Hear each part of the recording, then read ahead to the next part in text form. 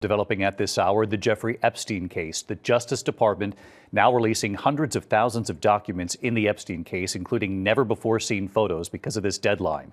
What we're seeing so far, and this evening why the Justice Department says it still needs more time. Here's our Chief Justice correspondent, Pierre Thomas, now. Tonight, after months of delays, the Justice Department has begun releasing hundreds of thousands of documents from its investigation into sex offender Jeffrey Epstein.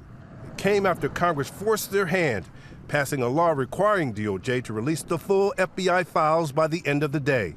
But that won't happen. What's being released now, sources tell us, is less than half of the files. In this initial release, never-before-seen records from the investigation and thousands of photographs, some graphic and heavily redacted. But without context about what any of this means. The big question: will the files reveal a list of powerful men who took part in Epstein's sexual abuse of teenage girls? The FBI insisted there was no list, that there was no evidence that could lead them to charge anyone else with crimes. President Trump had a long friendship with Epstein, White House Chief of Staff Susie Wiles describing them as sort of young single playboys together. Trump says he and Epstein eventually had a falling out. I have nothing to do with Jeffrey Epstein. I threw him out of my club many years ago because I thought he was a sick pervert. The White House Chief of Staff says Trump's name comes up in the files, but not doing anything awful. I sat down with Deputy Attorney General Todd Blanche, who was also the president's criminal defense attorney. Well, every document that mentions President Trump, every picture of him, every video, every bit of information related to him in these files be released today or at some point in this process.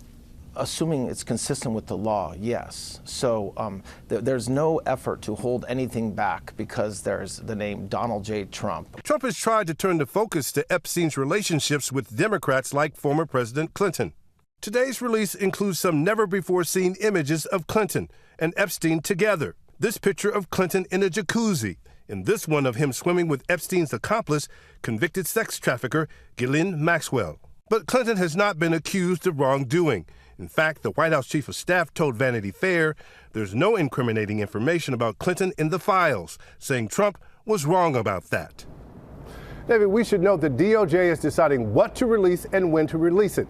What we're seeing tonight is just part of the Epstein files, with additional batches of documents expected to be released in the coming days and weeks. David? All right, Pierre Thomas on this breaking story on a Friday night. Pierre, thank you.